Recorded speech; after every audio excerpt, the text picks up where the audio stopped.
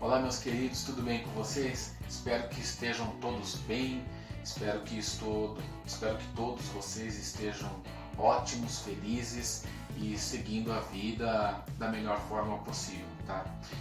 Então estou aqui para preparei, né, uma aula de história para que possamos conversar um pouco sobre história do Brasil.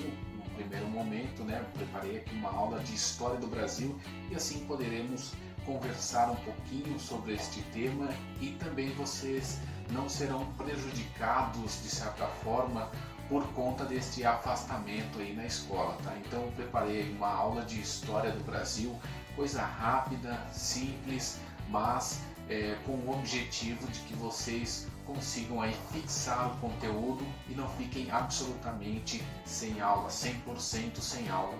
O que seria impensável, o que é impensável, né? Perder um ano letivo por inteiro. Então é importante aí o engajamento de todos para que possamos ter uma excelente aula e também para que vocês não venham a perder o ano letivo de 2020.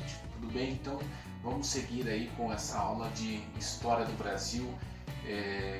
Então vocês poderão também entrar em contato comigo via e-mail, vou deixar o meu e-mail nos contatos e vocês poderão aí entrar em contato comigo e a gente conversa um pouquinho mais. Se possível, eu preparo mais aulas, quer dizer, será possível preparar mais aulas de história com outros temas, tá bom? Mas então vamos seguindo aí a nossa aula, tudo bem? Bom, então eu quero conversar um pouquinho com vocês sobre história do Brasil, tá? Falar um pouquinho da chegada de Pedro Álvares Cabral no Brasil e suas influências. Então acompanhem comigo aí a leitura deste primeiro slide. História do Brasil. A história do Brasil não possui um marco inicial bem definido. Não obstante, tradicionalmente, existe uma datação recorrente sobre a chegada dos portugueses com Pedro Álvares Cabral, em 22 de abril de 1500, a região costeira de onde hoje é a Bahia. Seria esse então o descobrimento do Brasil? Olha aí, né? Que questão interessante para a gente pensar. O Brasil, ele tem essa data específica, 22 de abril de 1500, que é a data onde Pedro Álvares Cabral chega, né, no Brasil, no novo continente. Mas antes de Pedro Álvares Cabral, outros aventureiros já haviam ali se deparado com o continente, inclusive os próprios indígenas que aqui já residiam, tá?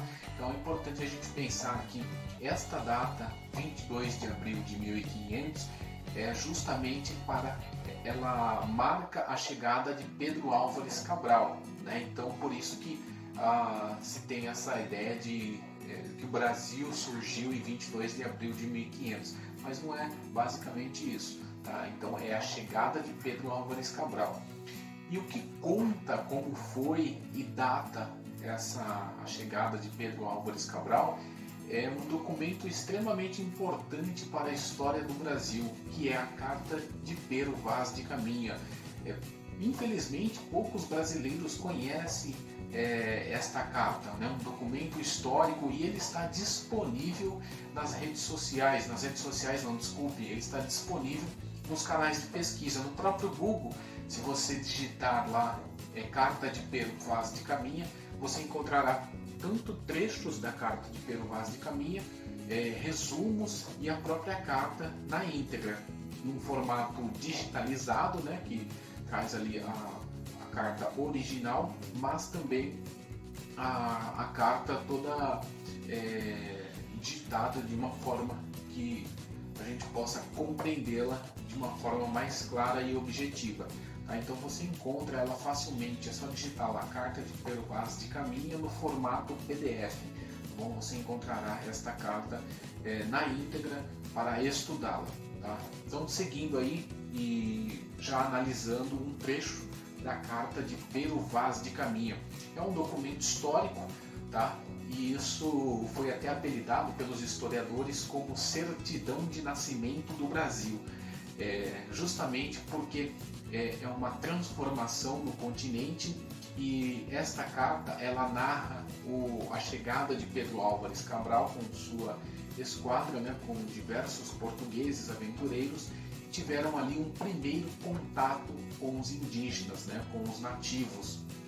Então ela é extremamente importante porque nos dá um entendimento de como foi esse primeiro contato da cultura europeia com a cultura dos indígenas, né, dos nativos. Então é interessante a gente pensar um pouco, e essa carta ela acaba ali descrevendo bem como que foi, mas logicamente na visão do europeu. Tem até um ar ali de superioridade, né? A carta Pero Vaz escreve com um ar de superioridade, de que a cultura europeia, né, ela é superior, e tem ali uma visão europeia em relação à chegada e esse primeiro contato com os indígenas, tá? Então é importante o historiador ele questionar esses documentos, tá? Levantar perguntas em cima deste documento. Então vamos ler um trecho da carta de Pero Vaz de Caminha, tá? São dois trechos, então eu trouxe esse primeiro aqui, então vamos ler. Ali veríeis galãs, pintados de preto e vermelho, e quartejados, assim pelos corpos como pelas pernas, que, certo, assim pareciam bem. Também andavam entre eles 4 ou 5 mulheres novas, que assim, nuas, não pareciam mal.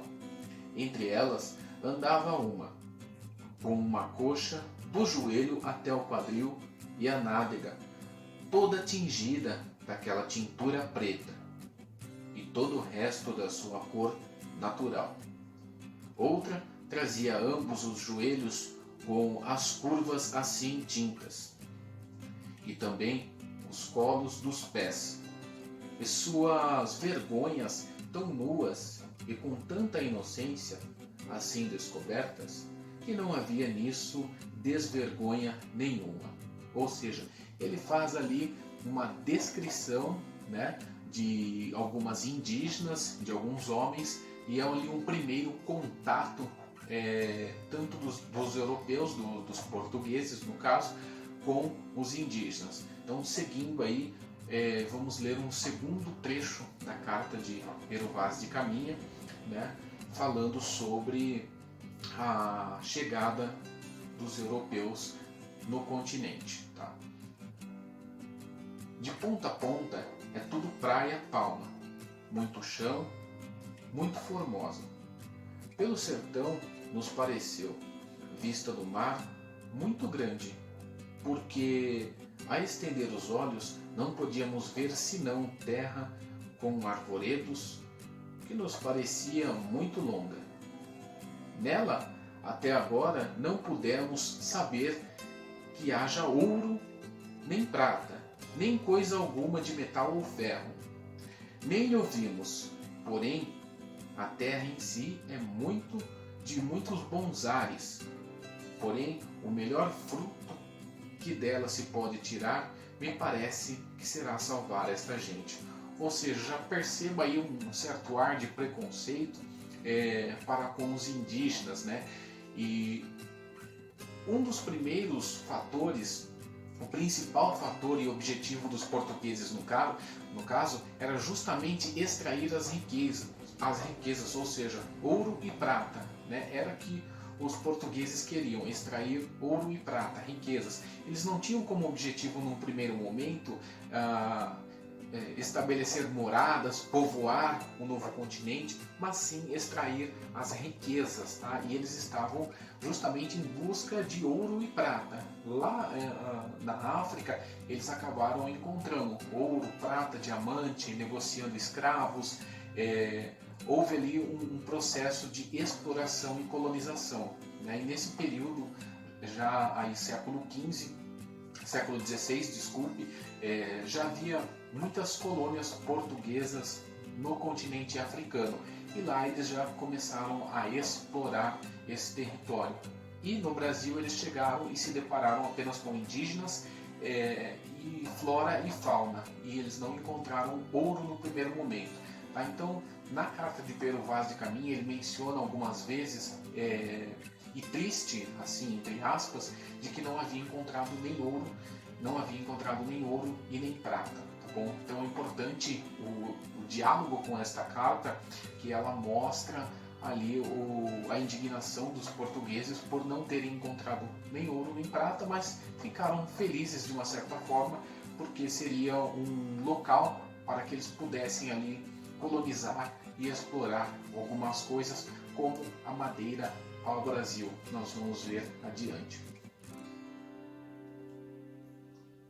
Bom, então, já que os portugueses não haviam encontrado nem ouro e nem prata, os portugueses passaram então a explorar a madeira pau-brasil. Tá? Essa madeira já era conhecida na Europa, justamente pela qualidade da madeira para confeccionar cadeiras, mesas, móveis de uma forma geral, mas também a madeira ela contém ali uma tintura, né, uma química, e essa tintura era muito utilizada para o tingimento das roupas, né? Então você tinha ali duas fontes de renda para retirar da madeira. E no Brasil eles encontraram isso em abundância e não tinha, digamos que, uma fiscalização, ninguém era dono, então eles chegaram, pegaram, e também aí uma constatação, e eu vejo muitas pessoas dizendo: ah, mas os índios, eles eram burros, foram enganados pelos portugueses. De uma certa forma, sim, enganados, mas não burros. Por quê? Os indígenas, eles não estavam habituados com determinados produtos, né? Que para os portugueses era considerado quinquilharias, como por exemplo espelhos. Né? Um indígena, ele nunca tinha visto um espelho na vida dele. Então, para ele, aquilo era algo novo, diferente, com valor. Tá? Então, foi aí que começou esse processo de trocas. Né? Eu te dou alguns espelhos, algumas quinquilharias, você me ajuda a carregar essas madeiras para o meu navio. Tá? E isso começou ali um processo, então, de comercialização e exploração desse novo território. Tá? Houve também investidas dos espanhóis, bem mais tarde houve investidas também dos holandeses, dos franceses e dos ingleses na colônia. Mas os portugueses é que acabaram dominando a região de onde hoje é o Brasil. Tá? Então, para a gente pensar um pouco nessa questão de exploração, de questão econômica, tá? Os portugueses não tinham como objetivo criar ali uma morada, uma nação. Eles tinham como objetivo apenas explorar as riquezas do continente, e o fizeram muito bem. Então começou ali com o pau-brasil. Tá? Como não haviam encontrado ouro nem prata, né, metais preciosos de uma forma geral, se atentem a essa expressão, metais preciosos, porque ela é muito utilizada nos textos de história, principalmente quando se fala de mercantilismo e quando se fala de expansão marítima europeia. Tá? Então você vai se deparar muito com esse termo, metais preciosos. E quando se referir a este termo, metais preciosos, você pode incluir aí ouro e prata, tá bom? Sei lá, numa questão, porque eles não encontraram metais preciosos. Então, se atentem nesses termos relacionados ao conteúdo de história, porque facilitará a interpretação de um texto, tá? Te ajudará muito. Então vamos lá, acompanhem comigo a leitura deste slide, tá falando sobre a madeira pau-brasil. A exploração do pau-brasil foi a primeira atividade econômica do país, logo após o descobrimento pelos portugueses, em 1500. A madeira foi a primeira riqueza que saltou aos olhos dos portugueses, que aqui chegaram junto com Pedro Álvares Cabral. Então percebam aí que, claro, né, essa ideia de exploração dos portugueses em relação à madeira pau-brasil. Uma outra característica é que os colonos, né, no caso os portugueses, passaram também a explorar a mão de obra indígena. Começou a escravizar, o trabalho forçado em relação aos indígenas. Só depois de um tempo é que os portugueses perceberam que a mão de obra indígena ela não era tão eficiente quanto a dos africanos. Tá? E aí existem vários fatores do porquê os portugueses acabaram optando pela mão de obra escrava dos africanos do que a dos próprios indígenas, tá? Bom, primeiro fator é em relação a que os indígenas eles não estavam habituados ao trabalho compulsório, ou seja, trabalhar todos os dias. Não é que, mas o indígena era vagabundo, é vagabundo. Não, é que faz parte da cultura dele. O indígena, geralmente, ele produz para a sua subsistência, ou seja, para a sua sobrevivência. Então, plantação de mandioca, ele vai plantar aquela quantidade de mandioca que ele vai consumir, sei lá, no mês. E não mandioca, por exemplo, em larga escala para trocar, para vender, era só para subsistência. Tá? E a mesma coisa em relação a outros produtos, ou até mesmo para a caça. Ele não vai caçar um monte de peixe, ele vai caçar aquilo que ele vai comer à noite, num jantar, no almoço, numa tarde. Tá? Então era para subsistência. Então o indígena ele já tinha isso como cultura. Tá? E os europeus acabaram impondo essa ideia de produção em larga escala. Bem, um outro fator é que os indígenas também conheciam bastante bem o território, então as fugas eram frequentes. Né? Então o indígena ele era capturado para trabalhar como escravo, mas ele conseguia fugir facilmente porque ele conhecia bem o seu território. Tá? Então o que acabou acontecendo é que os colonos perceberam que não era um investimento, é a mesma coisa numa empresa. Se você é dono de uma empresa, de um negócio, você não vai investir, sei lá, num funcionário que falta, que chega atrasado. Parece um termo meio bobo, mas é só para exemplificar, não que eu concorde com a escravidão indígena, muito pelo contrário. Né? Então os portugueses fizeram com que os indígenas sofressem muito em relação a isso. Tá? Bem, seguindo então a nossa aula, já a mão de obra, só para diferenciar, a mão de obra africana, né, os africanos, eles já tinham ali uma concepção de como era um trabalho diário, compulsório, no campo, plantações. Primeiro porque os portugueses já haviam colonizado alguns territórios da África, né? Então os africanos já tinham ali um hábito, o mesmo hábito dos europeus, entre aspas. Já conheciam como funcionava todo o processo. E também por ser um continente diferente, então ele saía da África, chegava no Brasil, então não tinha como ele fugir, não tinha para onde ele ir, ele não falava o idioma, não conhecia o território, então ele tinha que permanecer ali. Então os portugueses perceberam essa oportunidade e o fizeram, né? Então por isso essa transição da mão de obra indígena para a mão de obra do negro africano, tá? Então seguindo aí para a gente pensar um pouquinho. Acompanhem comigo aí então a leitura desse slide. Sendo uma atividade bastante fácil para os colonizadores, tanto por conta da abundância da madeira em todo o litoral, quanto por conta do trabalho escravo indígena, arregimentado às custas de violência e trocas de produtos. A extração do pau-brasil foi a melhor alternativa para a exploração e posterior colonização das terras descobertas. Né? Então foi aí um pontapé inicial para a exploração do território, a madeira pau-brasil. Tudo bem? Então seguindo aí com o nosso conteúdo, para a gente finalizar, tá bom? Aí 3 questõezinhas simples, só para que vocês possam fixar o conteúdo, tá bom? Que eu coloquei aqui para vocês, tá? Espero que tenham gostado da aula. Teremos mais aulas aí com mais temas para que vocês não fiquem sem nenhum conteúdo durante o ano letivo de 2020, tudo bem? Então teremos mais aulas, mais conteúdos. Acompanhem, façam os exercícios. Qualquer dúvida pode me mandar e-mail, tá? Estarei à disposição para esclarecer dúvidas. Teremos mais aulas.